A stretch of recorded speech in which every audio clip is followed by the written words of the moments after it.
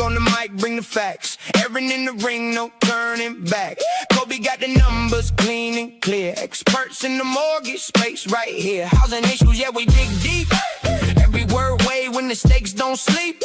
Credit war, you can feel that charge. Every point hit hard, every stance large.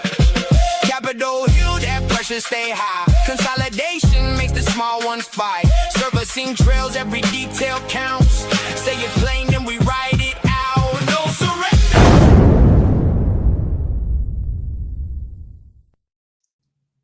Hey. Good Thursday afternoon. Nice explosion. Well, thank you very much. I'm known for that. Yes, I do that. Good morning. It's a lot like the 10-year bond. What the hell is going on? Craziness. Yes.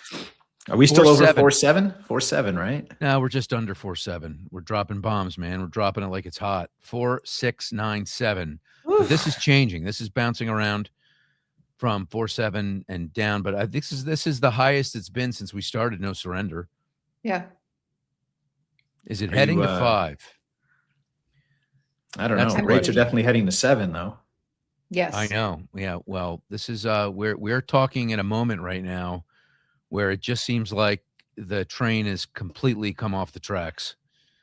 And Kobe, I guess we'll just jump right in here. And what is this that we're looking at? We're gonna skip the pleasantries. Although, you know what? Hang on, let me stop. We're just gonna raw dog zero it today. pleasantries. I'm not gonna raw dog. I'm not gonna raw dog because what'll happen is I will not hear the end of it from Kobe. You know, I think we need to be a little funnier. I think we need to be a little looser. Let's have some thoughts on first. Kobe, I'm like the king of the shtick on the show, huh? All right, I'll tell you what. Why don't we start? Do you guys scroll and like watch funny shit and you laugh and you're like laughing to yourself, wondering if other people think that things you're scrolling about are funny?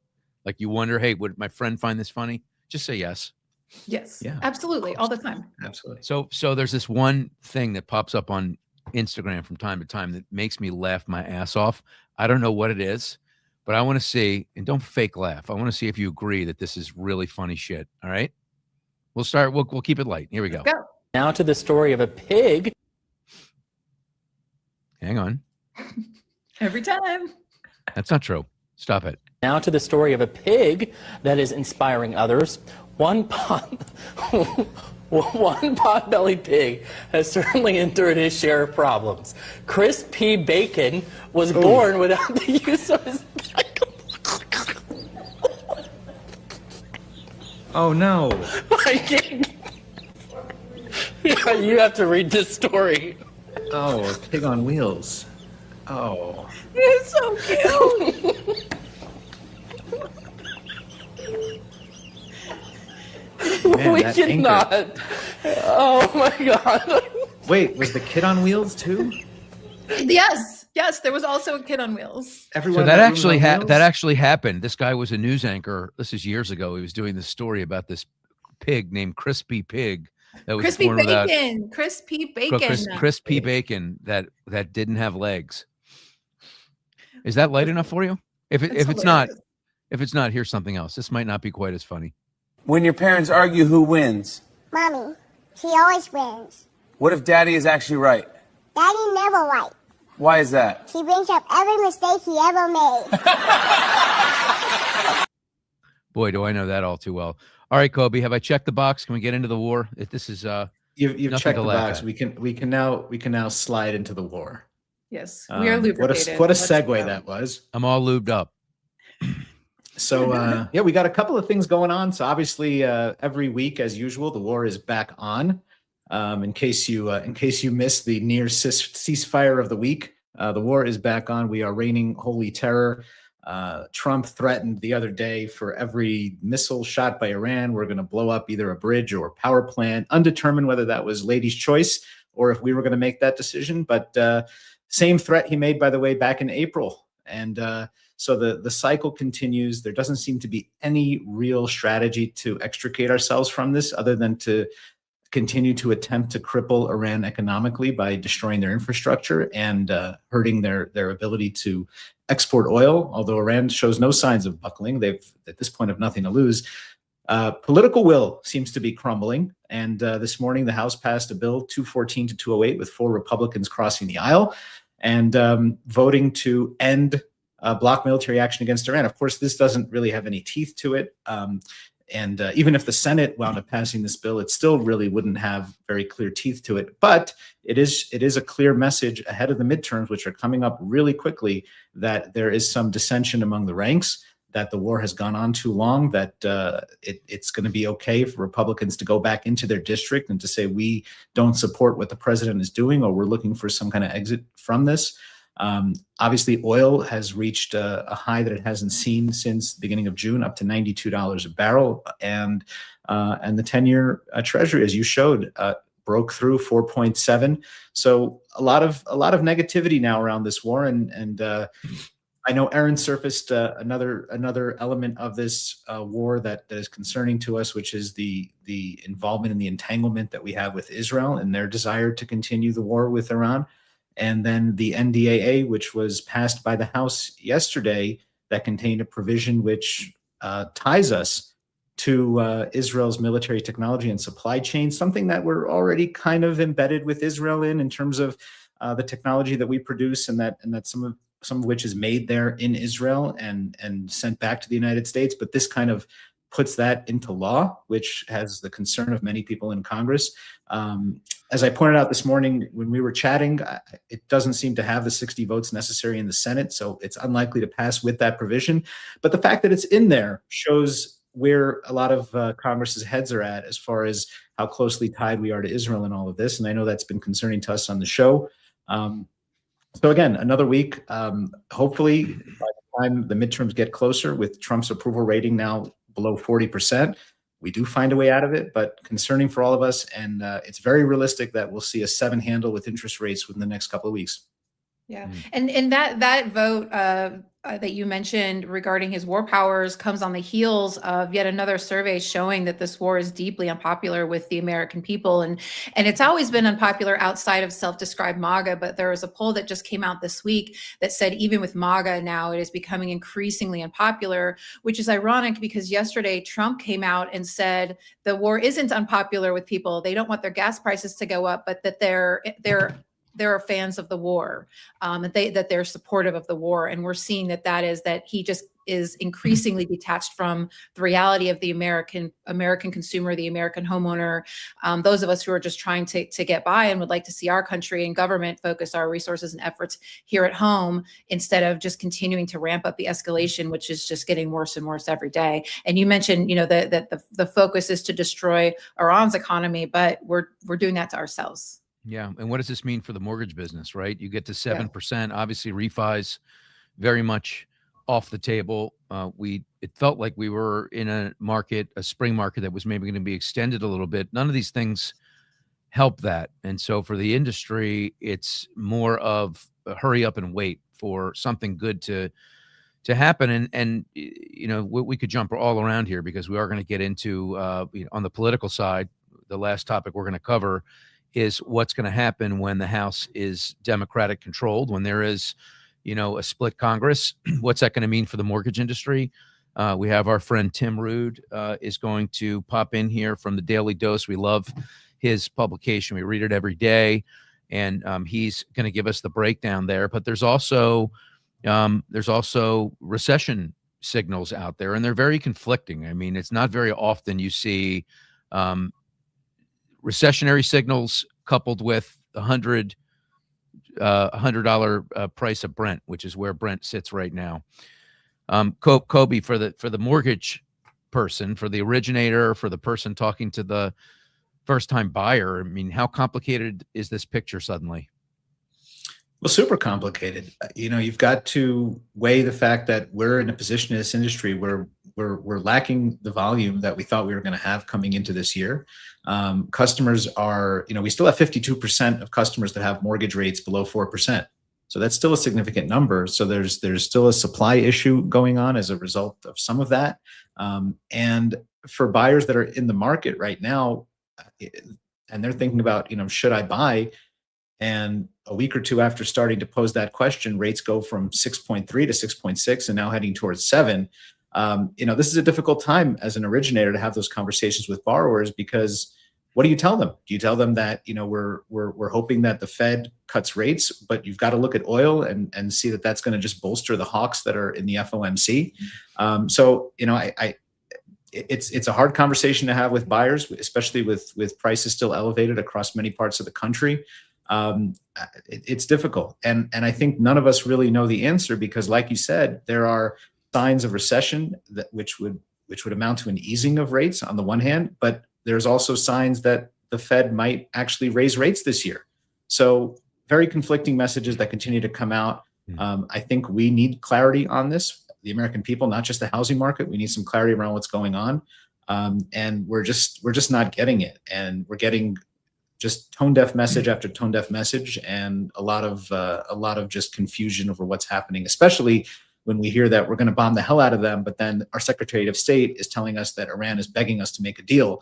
And, we've heard that before, and we keep hearing the same things recycled over and over and over again. Now the Houthis are getting involved. You've got all these rogue folks, starting to bomb on them. I mean, there's a lot of factions out there. Kazakhstan stopped exporting oil because they were bombed. So, I mean, that's adding to the price of oil. Yep. So, I mean, you can't just keep saying the same thing over and over again, expecting people to believe it and take it as truth. There has to be some resolution to this. And I think that's what prompted that House vote and those Republicans crossing over saying enough is enough already with this.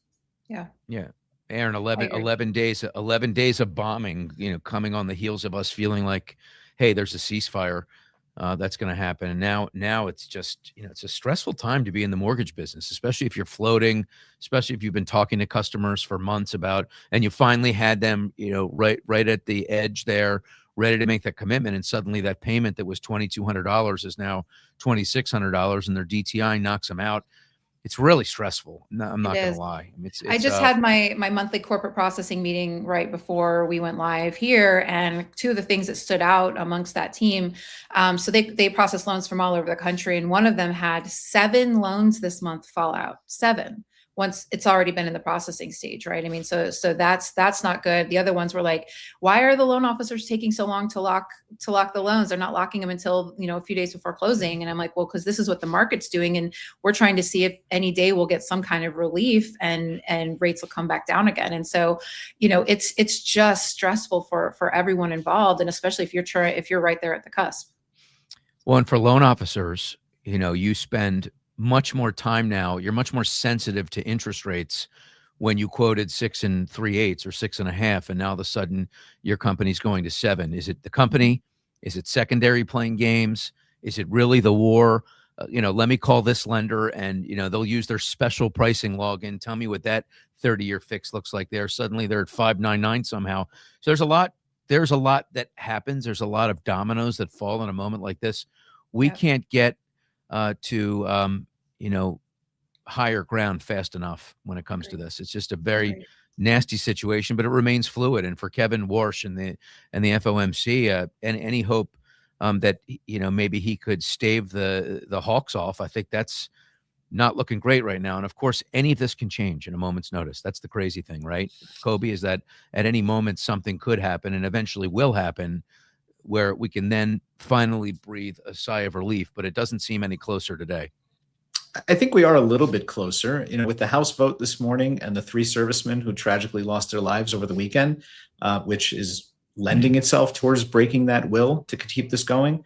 It seems like we're getting to a point where, and because the midterms are so close, it seems like we're getting to a point where somebody's going to have to do something. The question is, how does Trump extricate us from this while still making it look like a win?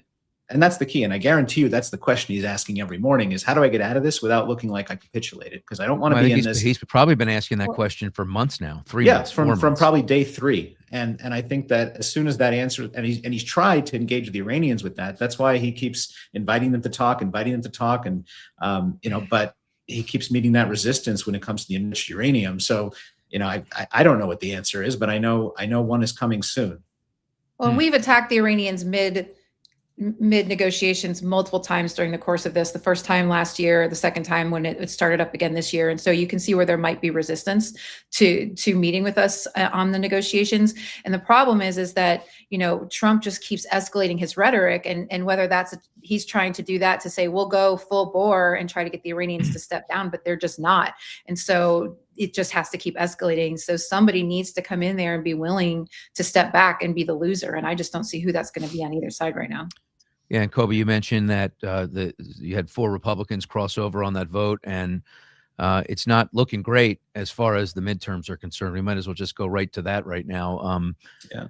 You know, it's all but a sure bet that we're going to have at the very least, you know, it's going to be split between the House and the Senate. And what's that going to look like for housing? You know, historically, what has that looked like for housing? So we asked our Inside the Beltway guy, Tim Rude, to give us a minute here or two on what a divided Congress could and will look like for the mortgage Hello, business.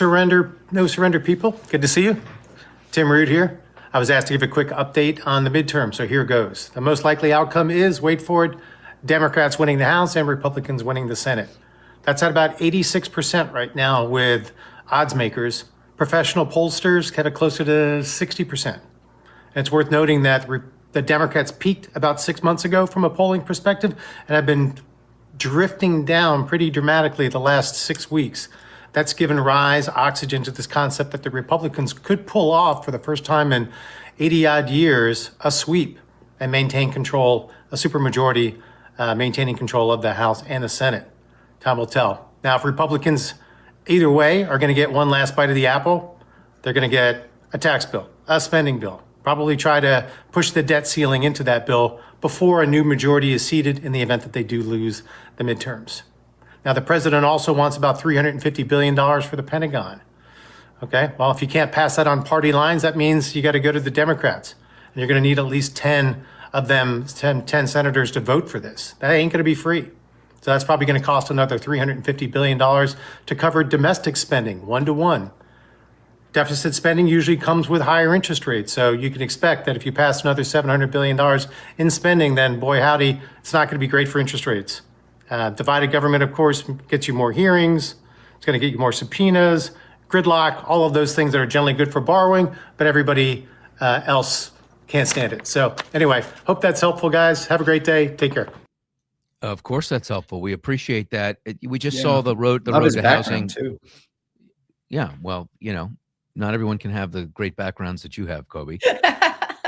Although today all I see is a shadow.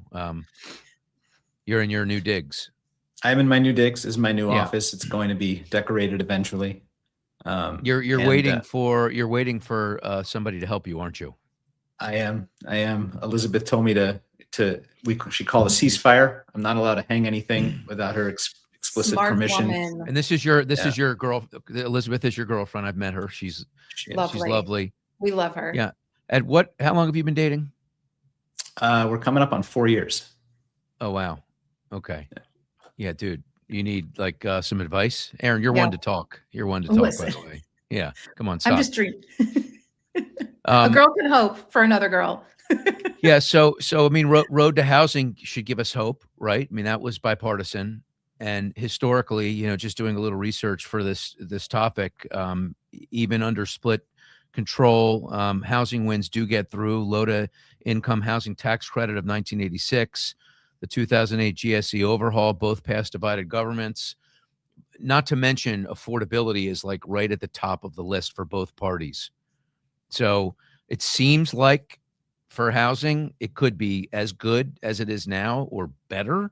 That's from my seat, Aaron. What about from yours? I would you just got cross-eyed. I mean, is that because you're about to disagree with me? Can you do cross-eyed, by the way? She just did. She nailed it. Oh, wow. That's fabulous. Well done. I can't do that. Thank you. I'm a thespian. So I disagree, honestly, because I think that I do agree with Tim. I think that the Senate will probably stay Republican and the House will most likely go Democrat. They only have to flip like 3 seats. And I think especially after what's going on with the war in Iran, if it continues on as it is, the Republican, it's going to be an absolute bloodbath, I think. And I think that what you're going to see, to Tim's point, is absolute gridlock, because now the Democrats are going to be looking to 2028. And so they're not going to give anything the Republicans even likely a win. I think we got rode through. I think that was the big win. from a housing perspective, I don't know what you're going to get through a divided House, because neither is going to want to give anything to the other. You're going to have French Hill will no longer have the gavel of House Financial Services. It's going to be Maxine Waters, who is absolutely not going to do anything at all to help the Republicans.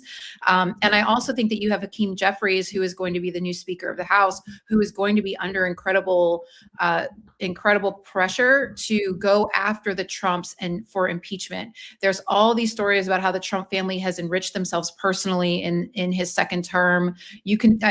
They're everywhere. And so I think that he is going to be under incredible pressure to go after Trump from an impeachment standpoint, because that's going to take any news off of anything bad the Democrats are doing, put focus on Trump going into 2028. Democrats are not going to give Republicans anything. So I don't see this as being a positive for housing or anyone. Or maybe if you don't like new government spending or new government bills, maybe it is a win. You don't think a Democrat House, Republican Senate is good for housing? Is that what you're saying? Yes. Okay. Yeah. Well, I mean, you can take, if the House is Democrat, you can take GSE coming out of conservatorship off the table. They don't want that with McKiernan privatized. leaving Treasury this week, it's off the table anyway, right? I mean, McKiernan gone kills it, but yeah, I agree completely. Yeah. But the reality is that when it comes to our industry specifically, and I know Tim brought up a lot of different scenarios about, spending bills and deficits and all that. But the reality is when it comes to the levers that affect housing directly, those are all controlled at the executive level. You're talking about the CFPB and HUD and FHFA. Those are run by people that are picked by the president, and the policy decisions are all in the executive and cabinet branch. They're not in the House and the Senate. Right. And if you look at what the House Congress puts forth as a bipartisan bill, like the Road to Housing Act, doesn't have a lot of teeth, because the reality is that most housing affordability issues are at the state and local level. So they can talk about it, and it is a big messaging point. The economy is always a big message point. And when you're talking about the price of groceries and the price of rent and the price of homes, those are all things that you have to talk about as a federal politician. But what levers can they actually press that has immediate relief? So do I see a Democrat House and a Republican Senate? That's kind of what it's looking like. The Democrats are still polling higher than they did in 2024 by about 10 points on average. And we've seen that hold true during some of the primaries and special elections that we've had so far this year. The president's not helping himself, as we've discussed, with his approval rating. It's below 40%, which is abysmal. So we are kind of looking at that, but I don't see the outcome of a blue wave in Congress, or in the House at least, pushing anything further along for housing for us. I don't see any immediate relief. I think the FOMC, what the Fed does, has a much stronger impact, and that's going to come out of some of the actions at the executive level. Well, Yeah. I think go ahead, Aaron. Even in the Senate, even if the Senate stays Republican, what happens in Maine? Susan Collins is chair of appropriations right now, and appropriations affects us. And so, even if the Republicans manage to keep it with her gone, that could have significant implications with us for HUD, depending on where that election goes. If she loses, then it's not good for us. It could be not good. Housing's such a big topic now, and so is the economy, right? Affordability is the number one issue for both parties. And I think we saw that. Again, I'm going to be optimistic. And you saw that it was largely bipartisan on the road to housing. And I think there's going to be more of that. Before you know it, we're going to look up. There's going to be a Democratic run House, and we're going to be 18 months out from the election, from the presidential election. And that's going to be right back into focus again. So maybe there'll be a little bit of a lull. But then I think housing, if it continues down the road that it's going down right now, will be even more of a prominent subject point for both parties. So I'm optimistic. I mean, could it get any worse? What have we seen? Why are you laughing? I don't know. I like optimist guys. Do you rarely see me optimistic or something? You look like you're completely shocked. I think. Do you know me to be a pessimist? Am I a pessimist? Is that my rep? I think you kind of like to go to the negative side of things at times. So it's nice to see you being positive and optimistic. You mean like saying I'm hoping for a recession? Yeah. Is that the kind of thing you're talking about? Segue. The economy crash button. By the way, one thing we will see if there is a Democrat House is the same thing we saw during the last Trump administration, which is they're likely to try and impeach him at least one more time. Like that's definitely going to be a parting shot they're going to take before his term ends. Well, And then that's what I what? was saying exactly with all of the enrichment that they've done with their kids. Absolutely, that is for sure going to happen. Yeah, and what's that? That's just going to be another 3-ring circus. It's no different Yeah, than what we which already is what they already want. They know. just want to embarrass the president. Yeah. It doesn't do anything, and they're probably hurt their own chances in the general election in 2028 as a result. Yo, So it's a total shit show out there. They're a bunch of clowns. Yo, it's dangerous. let's out in them crash the streets. economy. Thank you, BB. We really appreciate it. Thanks for the lie. All right, so Which one? yeah, exactly. Can you believe a Jew is talking about BB like that? Unbelievable. Do you what percentage responsibility do you give Netanyahu for the situation that we're in, Kobe, right now, as a fellow Heb? I don't hold him responsible because he is a foreign leader with his own interests, and it's in Israel's interest to see Iran neutralized. It has been for a long time. So Bibi's doing what any prime minister of Israel should do in his position, which is to advocate for the safety of his own country.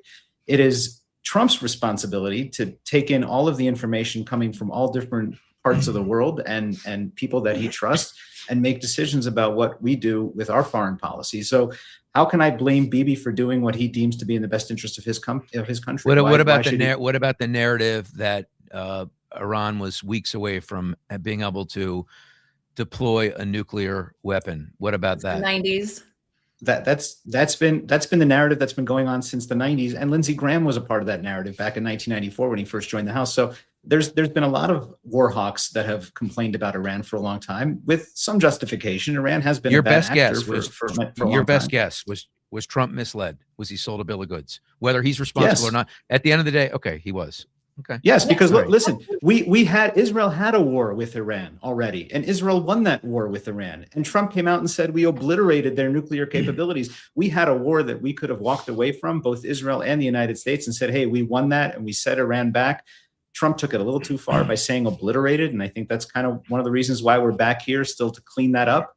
But there was already a war with Iran that was won, and so this second phase of it, if you want to call it that, has been a complete disaster. And the reality is both countries should have just walked away with that victory in their pocket and said, hey, we gave you some hell for a few weeks, and if you continue the antics, we're going to come right back, instead of what we're doing right now, which is a complete quagmire. Yeah, I think that if there's not that attack or that on that kibbutz, and those 1,000+ Jews were not killed, this we're not even talking about this right now. I mean, that just lit the fuse, man, and it seems to be a really long one. You're talking about October 7th. Yeah. Any more comments on this? I think we talked it out. Have we exhausted it? I mean, I can talk for 3 hours on this, but I don't know that you guys want me to. I have a regret here, and I should have been smiling, asking for, calling for an economy crash. What the hell was I thinking?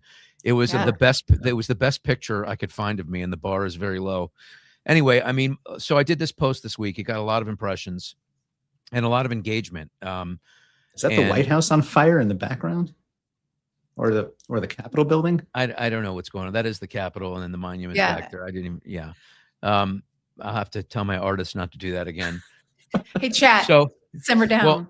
Well, my point, the point that I made is that the poly market chances went up ever so slightly from 8% to 12%, which is a 50% increase in those numbers. And you've got all these numbers. I'm not going to read them all. But we know that there are a lot of signals on one hand that are pointing to a recessionary tail. And my point is that history reflects that every single climate we've been in since the beginning of time where rates have gone down have been on the backs of some kind of an event in the economy, something that's not great. If we're already heading there, my point is let's just get all the way there. And because right now we're kind of in no man's land is the feeling. And so I got some brushback here from some people that we know and maybe some people we know a little less. Diego Sanchez, president of Housing Wire, you're rooting for hundreds of thousands or even millions of people to lose their jobs. Well, not really. That's not what I'm rooting for. I'm rooting for the Band-Aid to get ripped off so we can rebound and people can be in a better place because there are a lot of people that are hurting out there. Jen McGinnis, a recession may lower the risk-free rate, but it can simultaneously destroy borrower qualifications, tighten credit, widen mortgage spreads. Rooting for lower rates is not the same as rooting for a recession. I'm actually rooting for a recession, which will lead to lower rates. And then Jason Smith, recessions are cyclical. This is really interesting. What he had to say. What housing needs is a balance and calmness for a period of time longer than anyone in the industry wants to wait. I mean, that is true, me included. Aside from the outlier that was the early 2000s, the percentage of homeowners has stayed relatively the same for 50 plus years. So he calls more for balance and maybe a slower process to some kind of correction. Other people have pointed out that if job growth stays at 3 or 4% and house values just continue to stay around flat, that we'll catch up in 7 years. Who's got 7 years, man? Aaron, you have 7 years to watch this unfold? I don't She have probably 7 years does. to watch it unfold. She's No, got 7 years. She's young. listen, You're just a baby. Watch it unfold. Shoot, no babies. Remember, we had this discussion already. What are your thoughts? What are your thoughts on this topic? Yeah. So, here's the thing. It's no secret that our industry is countercyclical. We benefit when there is a recession. The issue that I'm seeing is the way the economy has been running is what we think of or see as a traditional recession. I don't know that it happens the way the economy is right now, right? If you think about it, we continue to pump more and more money into the economy. We're almost $40 trillion in debt, right? Putting that liquidity in there is holding off the natural correction, the natural cycle. And at the end of the day, Jason Smith was right that they are cycles. It's a natural thing. I've been spending a lot of time looking at the data because to me, I feel like there's just something in the jobs data that is more than what the headlines are. And it was really interesting doing my research on this week because you just saw it today, right? With the jobs data, we now have a crazy low number of new claims. Continuing claims went down very, very small by a very small amount, but we just had a study come out showing that we now have like 26% of the unemployed are considered long-term unemployed.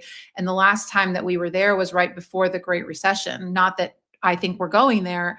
But if you look at the economy or the employment picture, if you are somebody who is in a skilled job, you're experienced, you're doing just fine. If you can trade up and you get the average job wage increase for job movers is like 6.6%. There are some industries out there saying that they can't find enough skilled people to fill their job positions, right? We see the data, we see the numbers that there are areas that are hiring, and we're not seeing this just massive shift and massive layoffs, which is what you tend to see. This is something though that I think this graph highlights what we are seeing, which is that low hire, low fire, where if you're not in that high skilled, high experienced group, if you're a new grad, if you're fairly low skilled, or if you've been unemployed for any amount of time, the chances of you getting a job get smaller and smaller by the week, it seems. And so this chart shows you the S&P 500 along with job openings. And as you can see, typically those two for years have gone hand in hand and moved together.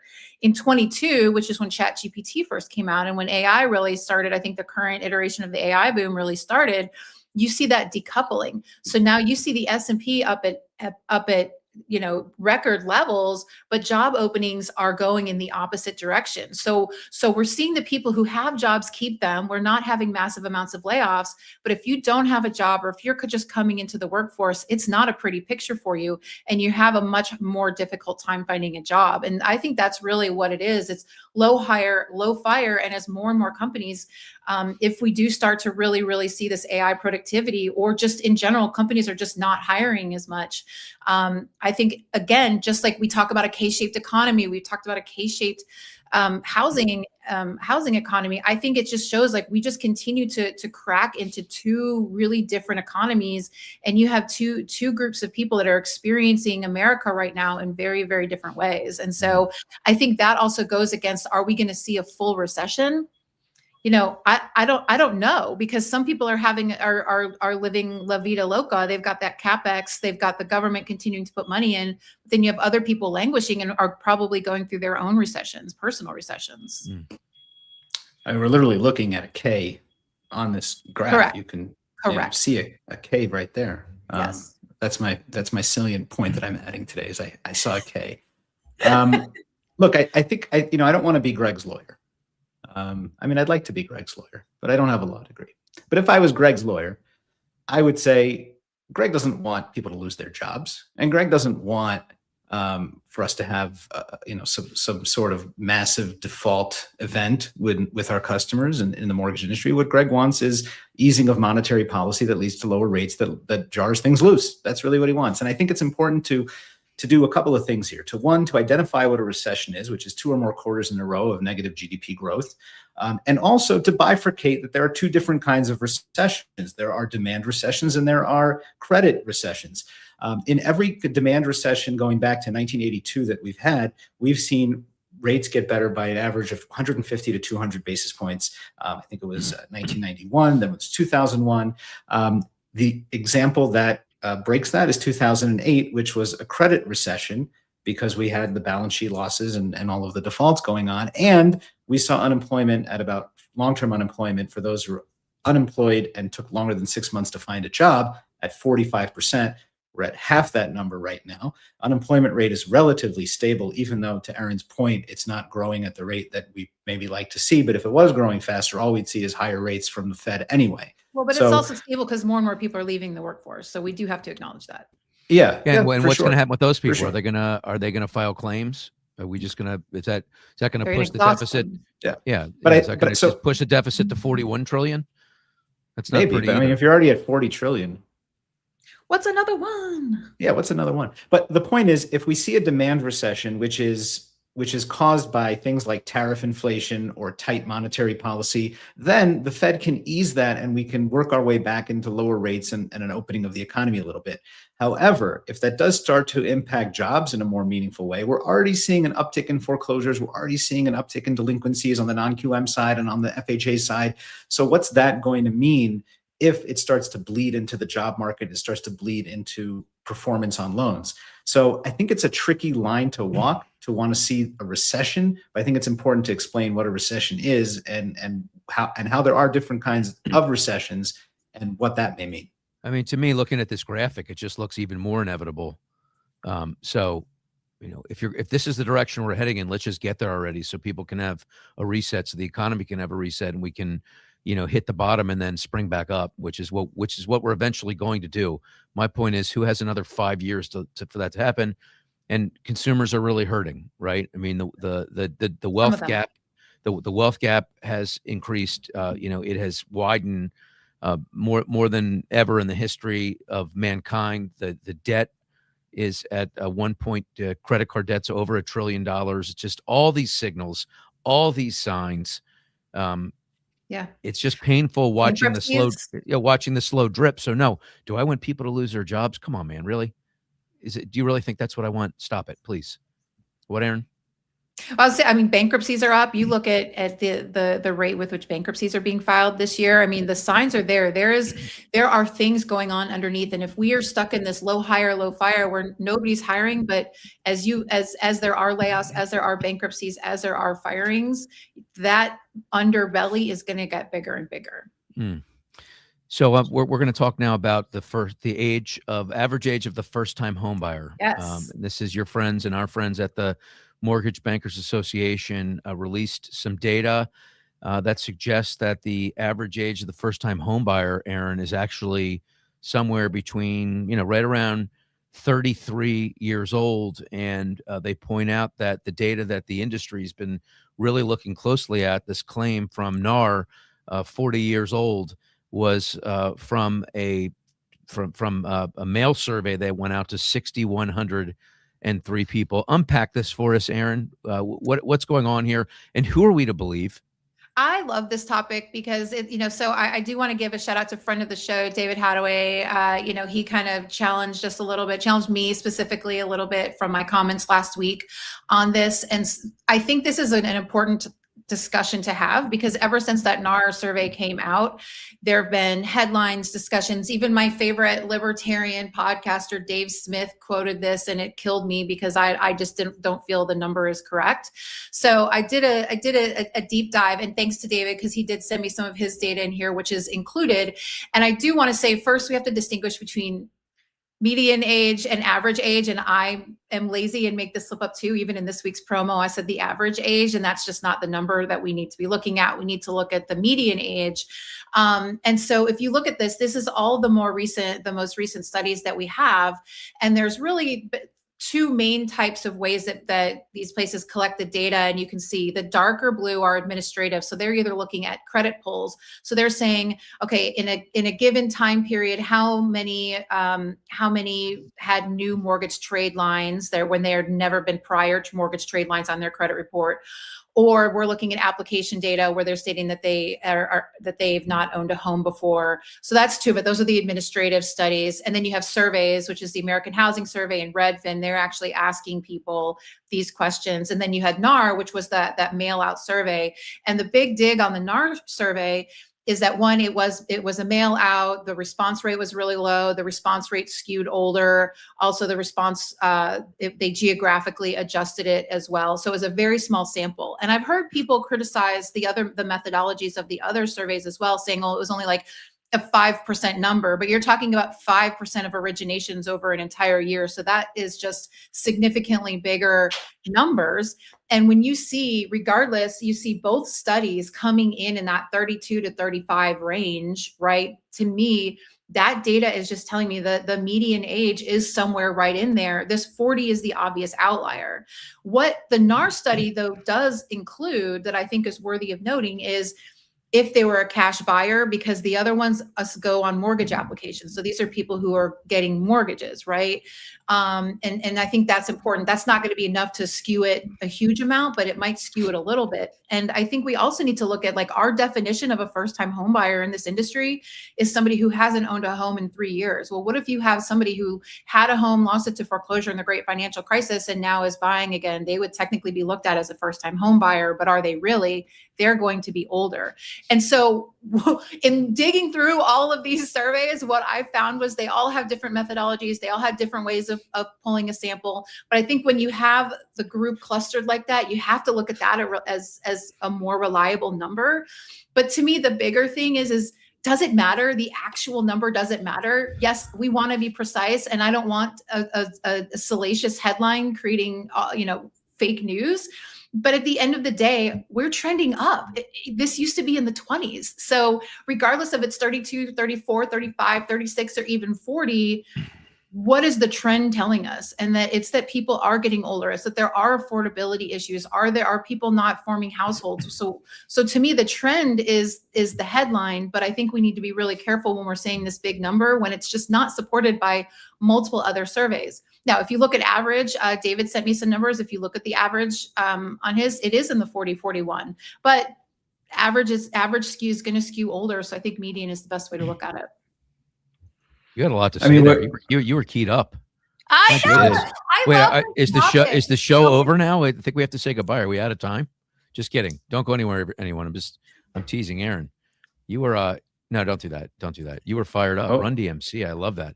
How can you have the Run DMC sign blocked most of the time? You need to flip that and this other thing that we can't even see what that is. Because we want to see her head.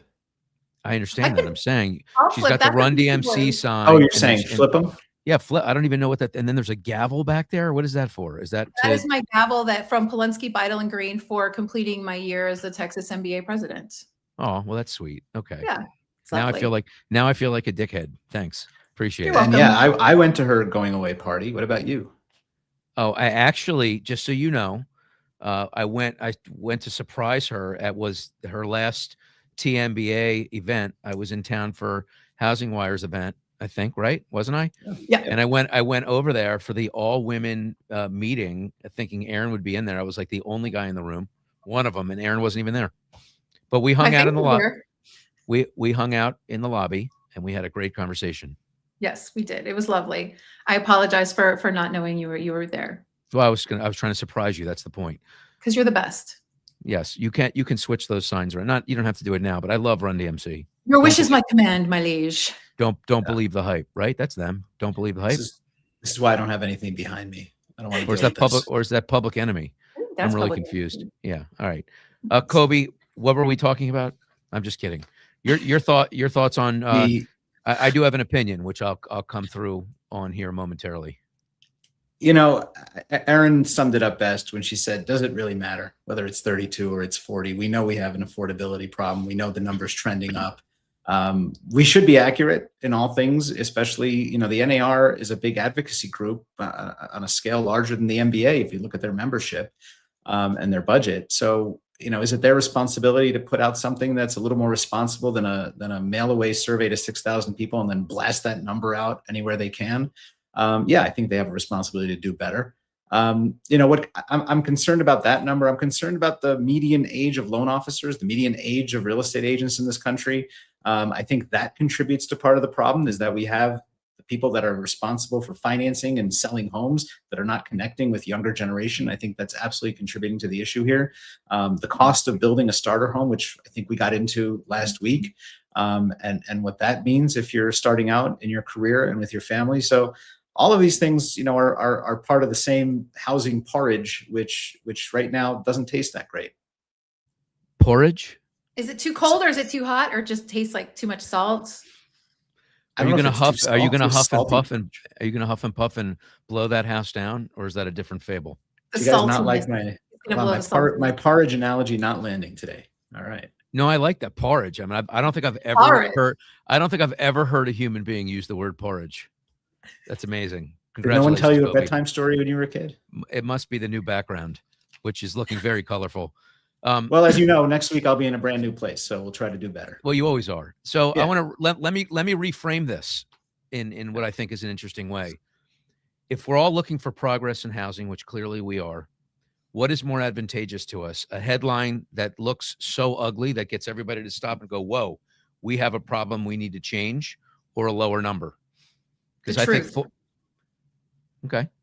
Yeah, the problem is when we put out things that are hyperbolic and not necessarily based in fact, other people start to pick up the thread of that, and we get solutions that we don't necessarily want. And I talked about this in a LinkedIn post a couple of weeks ago with the what was the topic? It was about the lock-in effect and how that's actually influenced some of the Fed presidents in their thinking about what monetary policy can and can't achieve. And we've managed to convince a large majority of the Fed that no matter what they do, housing is going to stay locked because of the people with lower interest rates. So I think if we put out a narrative that's not rooted in fact and not accurate, we become the victims of unintended consequences. We might as well stop doing surveys then, because Aaron, you want the truth. There is no truth in surveys.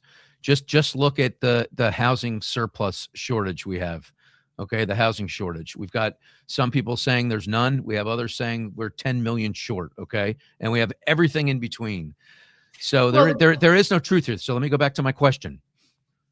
The perception that we're at this place where housing is the least affordable it's ever been, doesn't that get us closer to solutions if everybody believes it?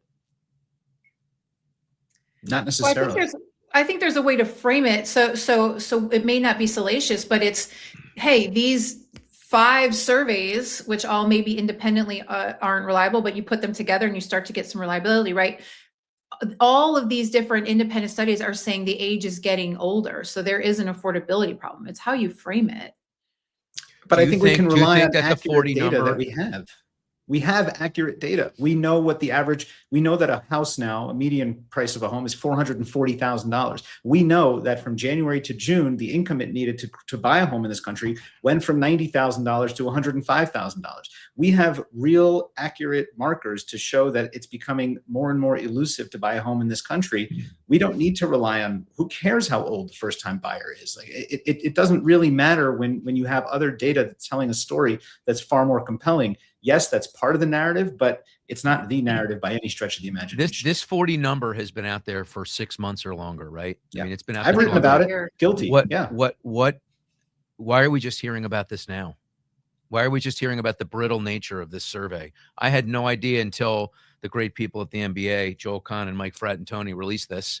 Well, Mike Fratantoni has been talking about this for a very long time. And so I don't think it's just now coming up. Not on the right platforms, clearly. Fair. So, I mean, they need to get out and talk to the people who people listen to.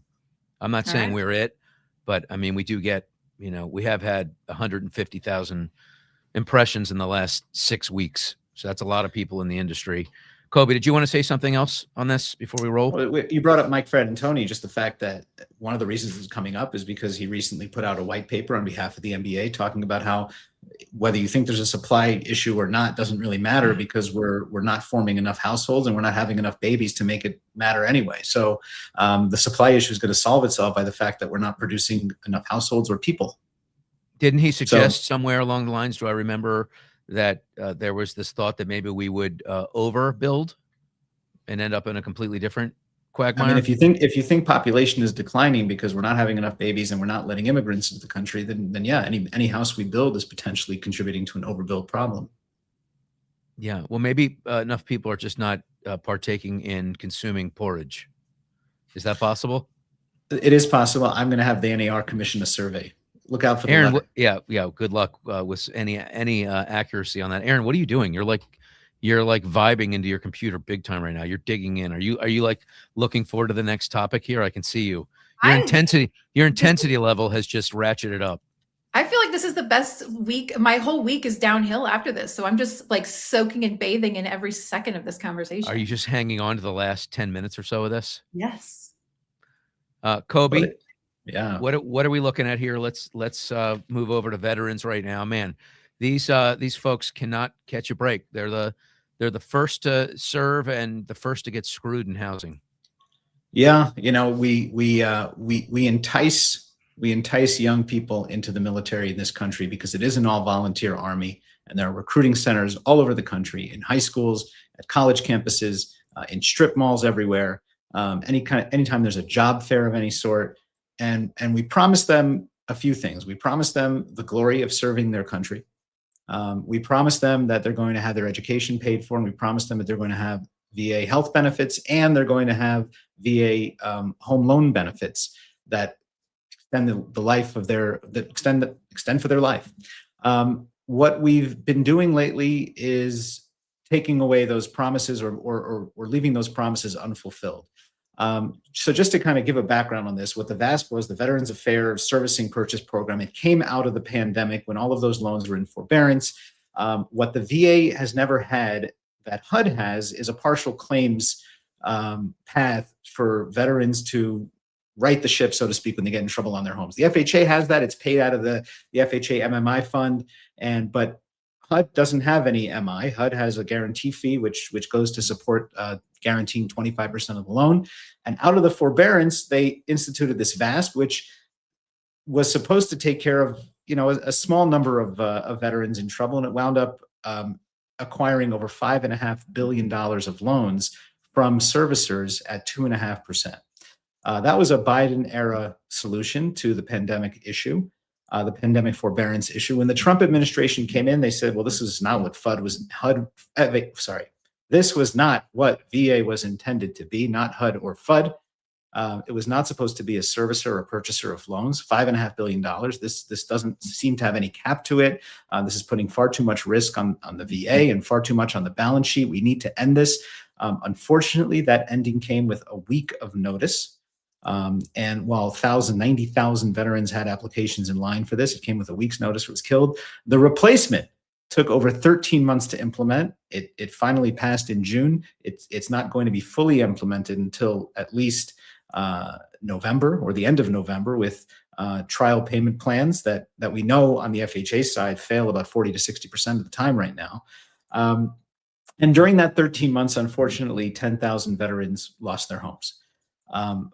During that same time, congressmen have proposed we triple the VA funding fee on IRRRLs to pay for some benefits that severely disabled veterans need. Now, those benefits are important. We should grant them those benefits, but it should not come on the back of veterans that are already struggling to make ends meet when it comes to their homes. And we know that this abuse starts when they're first on base and they're given an allowance for rent, because 75% of military families that live on base cannot make rent with the allowance given to them by the government.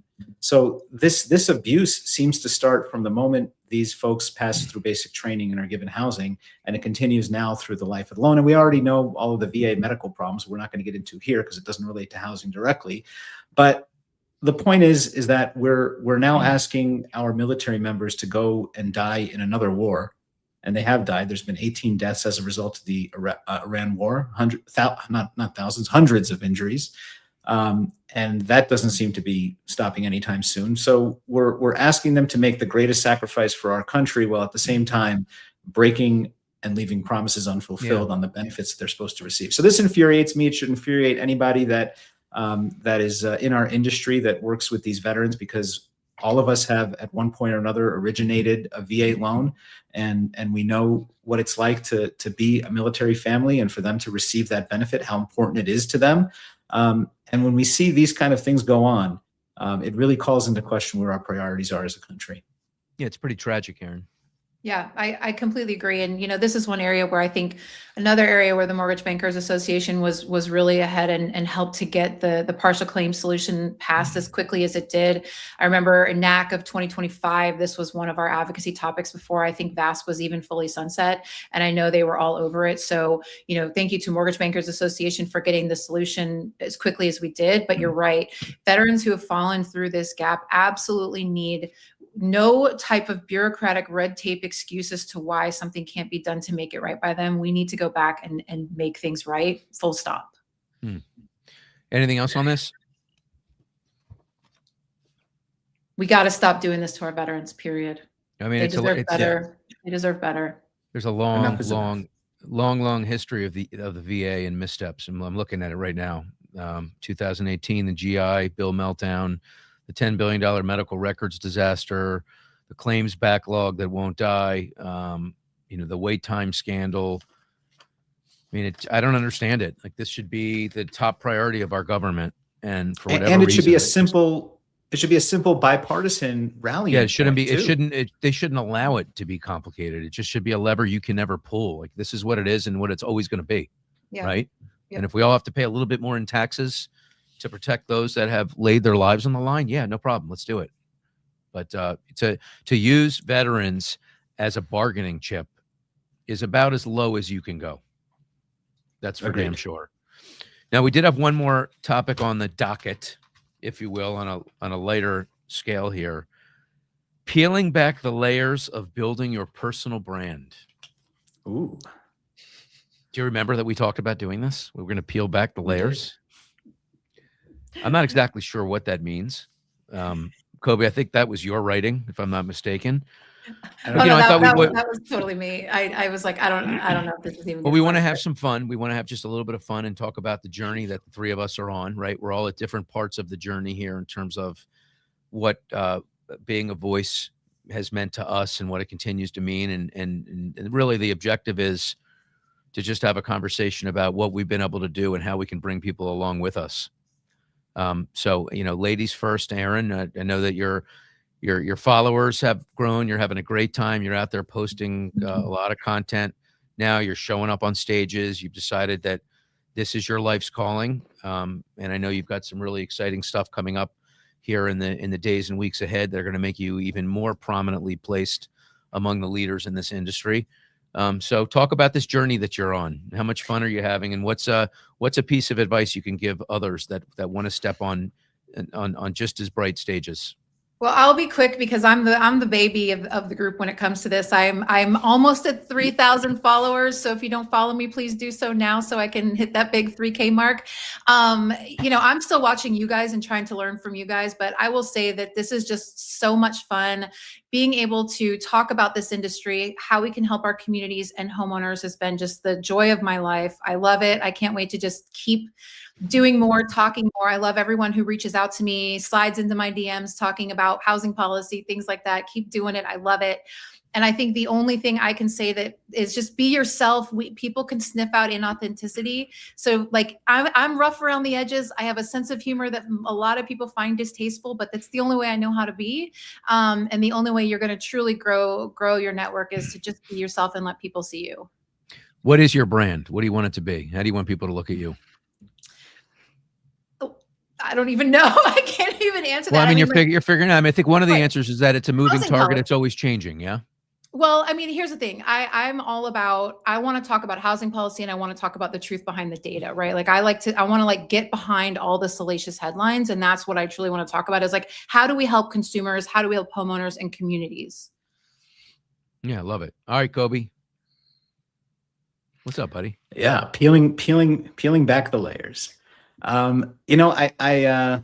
too am really a baby in this. I only started a couple of years ago, less than a couple of years ago, really being active and on LinkedIn and using my voice. And I've told this story many times. In fact, there's a video that just got put out yesterday that interview I did with Mike Ferrasi about, how I reached out to you, Greg, at the beginning of my journey. And we've shared the images of those DMs with Aaron. How I didn't know what I was doing, and I didn't really have an idea of what I wanted to do. I just knew that I've always been very opinionated about the business, and I had a lot of passion for the business, and I had a lot of passion for the people in the business. And when I looked to the people that I saw using their platform, like you and Brian View and others, and I thought, maybe I have something to say as well. I've just really enjoyed the ride. I've been flattered and humbled by it, and it's been so cool. But you asked Erin about what her personal brand is. I think about that often because it is an evolving thing. It's a dynamic thing. It's live. And for me, it's can I stoke the fires of good conversation about topics and get people to politely disagree on things. I think that's really cool. When we have discourse that's polite and we're not issuing ad hominem attacks, and we're actually talking about the data and talking about what's accurate and what's not, and the difference of opinions on things. I love all of that, and I think all of that is good for our industry. And I really cannot believe how many amazing people I've met over the last couple of years that are as passionate about this business. I think that's the cool thing, is that we have so many people in our industry that are so passionate and care so much. And I've gotten to meet so many of them, and there's still so many that I haven't yet met. But to me, it's become a calling. I don't know that it was a calling when I started. It was a strategy. I thought, okay, I have something to say. Maybe if I do this, somebody will care. And now it's become a calling, and now it's become something that I feel is a responsibility. And I'm very grateful for it. And I wake up every day excited to see where it's going to go that day. And this show is a byproduct of that. Being on the show with the two of you is 100% a byproduct of that. Nobody would have known who I was. So I just count my blessings all the time. It's really great. What are the chances the two of us would be wearing the same colored shirt? We didn't plan this. We didn't. Black. We didn't. Right? No. I'm having a blast myself. I love it though. We're bookending Aaron, who's got what does that say? Lasagna on your sweatshirt? We're so lucky. It's a ode to my favorite podcaster. Okay. Yes. Got it. Tell us about you. You're Daddy Greg. Let's go. Yeah. Greg. I'm the oldest person here, so I'm in the legacy phase of my career, I just want to talk about stuff that people think about, or that maybe they need to be thinking about, and I want to just hold everybody accountable. That's what I'm trying to do out here. So it's not a popular thing. I'm not always right. Sometimes I'm wrong. I know that. Sometimes I need to dig a little deeper. I'm not afraid to correct my mistakes when I do trip. We all trip up, but for the most part, I think I hit the mark, and I work hard to hit the mark, and I just want to make an impact, and the message I have for anybody out there is that this universe is infinite, and a lot of people overthink it, and they hang in the shadows. And I can't tell you how many people say, well, I love what you're doing, or I thought about doing this, or I thought about doing that, but I don't know where to begin. You just begin by beginning. It's a lot less complicated than trying to get a TikTok page up where you have to do videos and edit and all these things. My advice to anybody is to commit to posting every day for 30 days about something you're really passionate about, and different iterations of that. If you simplify it and talk about your passion lane, whatever it is, draw from your experience and try and help that clear the way for others to maybe have less obstacles, or to reach a better place quicker based on the experiences that you've encountered. Do that for 30 days, and also engage with other people. Like this is what we're doing out here is so much fun. We're having a great time, and there's nothing like meeting new people in the business. And that's the other thing that this opens up, right?